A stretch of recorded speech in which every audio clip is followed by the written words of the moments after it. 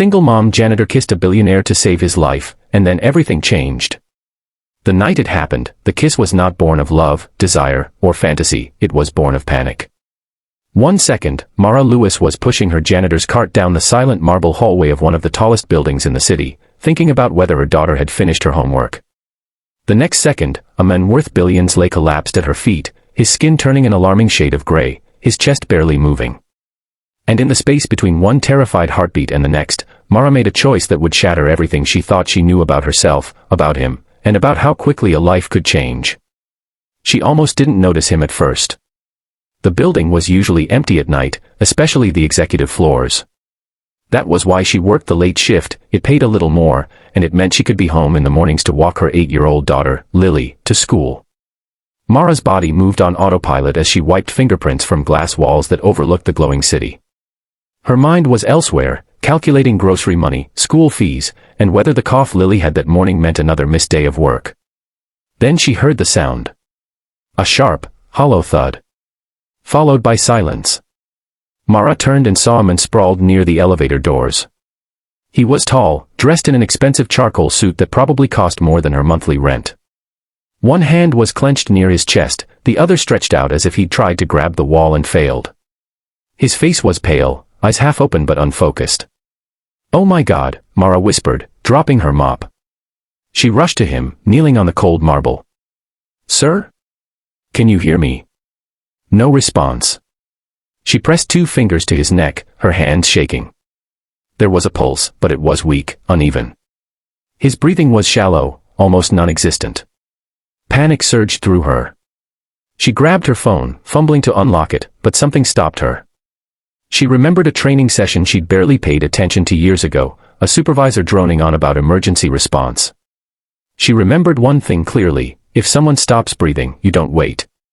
His lips were turning blue. "I don't know who you are," she said, her voice breaking, "but please don't die on me." She tilted his head back, pinched his nose, and leaned down. For a split second, her mind screamed at her, this was a stranger, a powerful man, someone who probably wouldn't even look at her if he were conscious. Then instinct took over. She sealed her mouth over his and breathed. Nothing. She breathed again, harder this time, then pressed her hands to his chest, counting under her breath as she pushed. Tears blurred her vision. She didn't know how long she worked on him, seconds felt like hours. And then, suddenly, he gasped. It was a harsh, ragged sound, like a man dragged back from the edge of a cliff. His body jerked, and he sucked in air as if he'd been drowning. Mara fell back, her whole body trembling. "Oh, thank God," she sobbed. His eyes fluttered, finally focusing on her face. Dark eyes.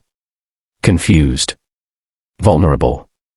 For a moment, neither of them spoke. Then his gaze dropped to her uniform, to the name tag clipped crookedly to her chest. "Mara," he rasped. "Yes," she said quickly. "Yes, you're okay. I'm calling an ambulance." He reached out weakly, his fingers brushing her sleeve. "Wait." She hesitated. "You collapsed. You need a doctor." "I know," he said faintly. Thank you." Sirens echoed in the distance minutes later, and the moment shattered. Paramedics rushed in, lifting him onto a stretcher, asking questions she barely heard. Someone asked for her name, her statement. Someone else murmured, "That's Ethan Cross." The name hit her like a wave. Ethan Cross. The billionaire CEO whose face was on magazines, whose company owned half the building she cleaned every night. The men people called untouchable. And she had just kissed him to save his life. For days after, Mara expected something to happen. A phone call. A summons. Maybe even trouble. She worried she'd done something wrong, that she'd be blamed. But nothing came. Life went on, heavy and ordinary. She woke Lily up, made oatmeal, rushed to work, scrubbed floors. The world didn't care that she'd stared death in the face on a quiet Tuesday night. Until the black car showed up outside her apartment building. It was raining when it happened, the kind of rain that soaked through cheap coats and made the city feel smaller. Mara was juggling grocery bags and Lily's backpack when a man in a tailored suit stepped out of the car. "Ms. Lewis," he asked politely. Mara's heart dropped. "Yes. My employer would like to see you." "Employer?" she asked, pulling Lily closer. The men smiled gently. Ethan Cross. Mara felt the ground shift beneath her. She looked down at Lily, who was staring at the shiny car with wide eyes. I can't just. It will only take a short time, the men said. Transportation is provided. Against her better judgment, curiosity, and something else she couldn't name, won. An hour later, Mara sat in a room larger than her entire apartment, clutching her purse like a lifeline. When Ethan Cross walked in, she barely recognized him. Gone was the gray, lifeless face from the floor. He looked healthy, alert, powerful again. But when his eyes met hers, something softened. You saved my life, he said simply. I did what anyone would do, she replied, staring at the carpet. No, he said, shaking his head. Most people would have frozen. Or walked away. You didn't. Silence stretched between them. Finally, he spoke again. I had a rare cardiac episode. The doctor said if I'd been alone another minute, he trailed off. I don't remember much. Just waking up and seeing you. You looked terrified. But you didn't stop. Mara swallowed. I was thinking about my daughter. I kept thinking, if I were lying there, I'd want someone to try. Ethan studied her, really looked at her, as if she were the most important person in the room. I want to repay you. She stiffened immediately. I don't want charity. I didn't say charity, he replied calmly. I want to help. She stood up. I need to get home. He didn't stop her. But as she reached the door, he said, let me help you because I want to, not because I owe you. That should have been the end of it. It wasn't. Weeks passed, and small things began to change. Mara was moved to a better shift, with better pay. Lily was offered a scholarship to a private school she'd only seen from behind gates. A doctor's bill Mara had been dreading disappeared from her mailbox. No explanations. No demands. Then one evening, Ethan showed up at the building again, this time not as a distant executive, but as a man waiting awkwardly near her cart. Can I walk you out? He asked. She almost said no. But something in his expression, nervous, genuine, made her nod. They talked. About nothing important at first. About Lily, about how lonely the city could feel, about how success didn't protect you from fear. Slowly, without either of them noticing, walls began to crack. Ethan admitted he'd built his life around control, around numbers and power, because it kept him safe.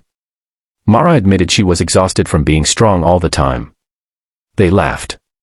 They argued. They listened. And then came the challenges. The headlines when they were seen together were brutal. People called her a gold digger, a schemer. They dug into her past, criticized her parenting, her job, her clothes. Ethan's board questioned his judgment. Friends warned him she would ruin his image. Mara nearly walked away. I don't belong in your world, she told him one night, tears streaming down her face. Everything I touch turns into a problem. Ethan took her hands, steady and warm. You are the reason I'm still alive, he said. Not just because you saved my heart that night. But because you remind me how to live with it. The final test came when Ethan collapsed again, not from his heart, but from the weight of pressure and stress he'd refused to admit. This time, Mara was there not as a stranger, but as the woman who loved him. She sat by his hospital bed, holding his hand, whispering promises she wasn't sure the world would let her keep. When he woke, he smiled faintly. Still here, he murmured. Always, she replied. The changes that followed weren't fairy tale miracles. They were choices. Ethan stepped back from parts of his empire to protect his health. Mara went back to school, determined to build something of her own. They faced judgment together, learned how to stand in the storm without letting it tear them apart. Years later, when Ethan spoke at a charity event about second chances, he told the story himself. Not about billions or success. But about a tired single mother with shaking hands who chose compassion over fear. If she hadn't stopped, he said, his eyes finding Mara in the crowd, none of this would exist for me. She didn't just save my life. She changed it. Mara smiled, thinking of that night on the marble floor, of how close she'd been to walking past him, too tired to notice. And she realized something simple and powerful. Sometimes, the smallest, bravest acts, done by the most overlooked people, are the ones that change everything.